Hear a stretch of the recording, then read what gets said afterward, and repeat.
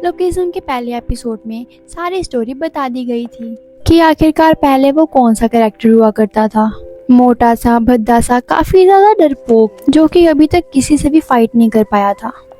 और उसके बाद ऐसा वक्त आया कि उसी के सामने उसकी न्यू बॉडी आ गई। उसकी नई बॉडी के कारण उसने नए स्कूल में एडमिशन भी लिया और जिस कारण वो हर जगह अपना चाम बिखेरता रहा। और इसी के साथ हमारे एपिसोड नंबर 2 की भी शुरुआत होती है। और फिर योंगसू क्लास के अंदर जाता तो है और पीछे जाके बैठ जाता है, जहाँ पे उसे अपने सारे प्रीवियस फ्लैशबैक याद आते हैं। जब वो मोटा हुआ करता था, ना ही उसके साथ कोई बैठता था और ना ही उसे कोई अपने साथ बैठाता था। और फिर उसकी नजर पीछे बैठे जिंगसू पे पड़ती है, क्योंकि जीसोन ने उसे बहुत ही बुरी तरीके से मारा पीटा था। और ऊपर से वो डर रहा था कि कहीं उसे कोई पहचान ना ले कि ये मोटा सा भद्दा सा लड़का योंगसू ही है। अभी तक उसकी आवाज बदली हुई थी, लेकिन उसे इस आवाज में बात करने की आदत नहीं थी और उसको अभी भी ये लगता है कि कोई भी आके उसे पंच मार देगा। लेकिन तभी यहाँ पे पूरी की पूरी कहानी ही बदल जाती है, क्योंकि जिंगसो आगे होके योंगसू से हेलो हाय करता है। और फिर योंगसू सोचता है कि क्या बात है, इस बॉडी का कोई तो फायदा है। और फिर वो भी हेलो हाय करता है उससे। एक लड़की जिसका नाम हलून था, वो फटाफट मेकअप करके योंगसू के पास आती है। और फिर बाकी क्लास की लड़कियां कहती हैं ये तो हर एक पे लाइन मारने के लिए रेडी रहती है, फिर चाहे क्लास में कोई भी नया लड़का क्यों ना आया हो। अब यहाँ पे जीसो की फ्रेंड जो मिजिन थी, जिसको हमने स्टार्टिंग में भी देखा था, वो परेशान हो रहा था कि मिजिन भी तो नहीं कहीं योंगसू के कारण मुझे छोड़ दे, कहीं वो उसके बारे में सोच तो नहीं रही है, कहीं वो मुझे धोखा तो नहीं दे देगी। इसी के साथ योंगसू अब कैंटीन के अंदर आगे बढ़ता है, जहाँ पे वापस से हलून उसके पास आ जाती है और कहती है आखिरकार तुमने फैशन डिजाइनिंग क्यों चूज की। योंगसू अपने पास में चला जाता है और वो सोचता है कि उसके मार्क्स काफी ज्यादा कम थे, लेकिन उसकी अटेंडेंस काफी अच्छी थी, इसीलिए उसको फैशन डिजाइनिंग दी गई ताकि उसे कोई भी कॉलेज में एडमिशन मिल सके।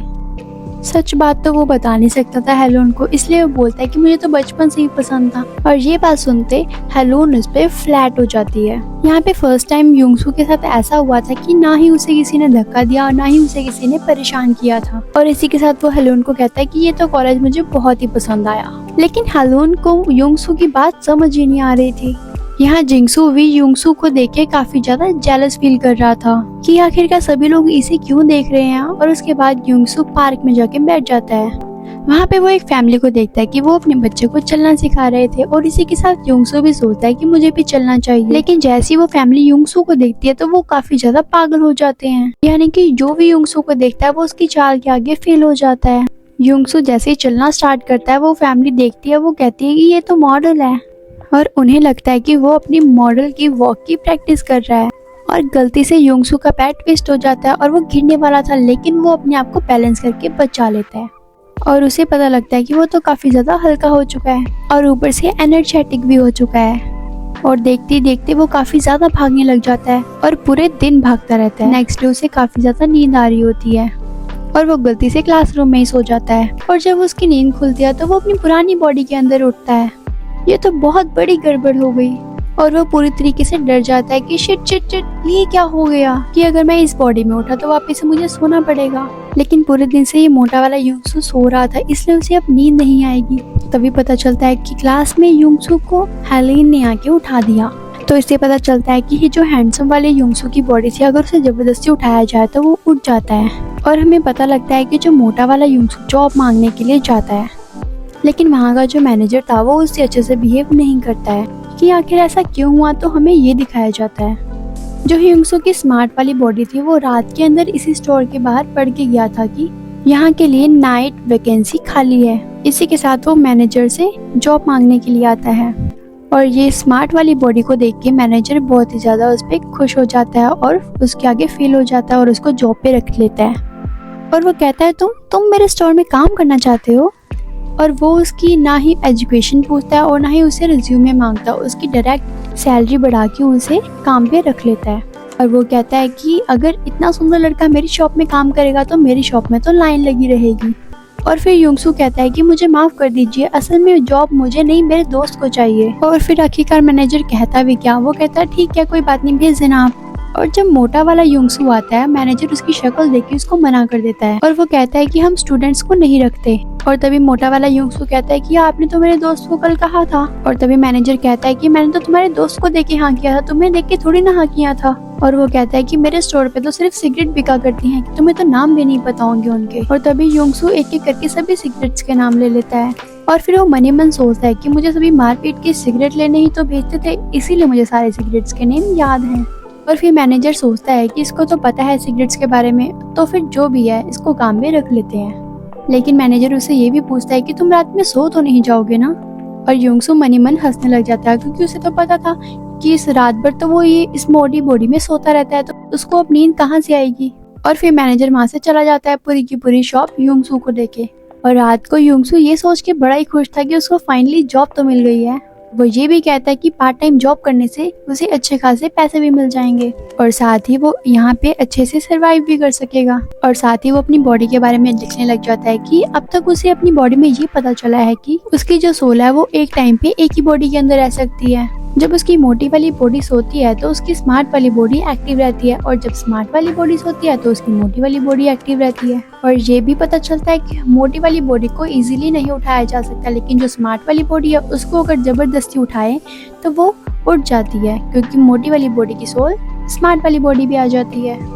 योंगसू अपनी बॉडी के बारे में काफी कुछ लिख रहा था, तभी 2-3 लड़के उसकी शॉप में घुस जाते हैं और उससे सिगरेट मांगते हैं। और वो बताता है कि यहाँ पे एक रूल है कि जो अंडर एज है उसकी आईडी कार्ड देख के ही हम सिगरेट दे सकते हैं। इसी कारण योंगसू उस लड़के से आईडी मांगता है, लेकिन उस लड़के ने गलत आईडी दी थी और योंगसू से सिगरेट देने से मना कर देता है, जिसके बाद योंगसू की खैर ही नहीं थी।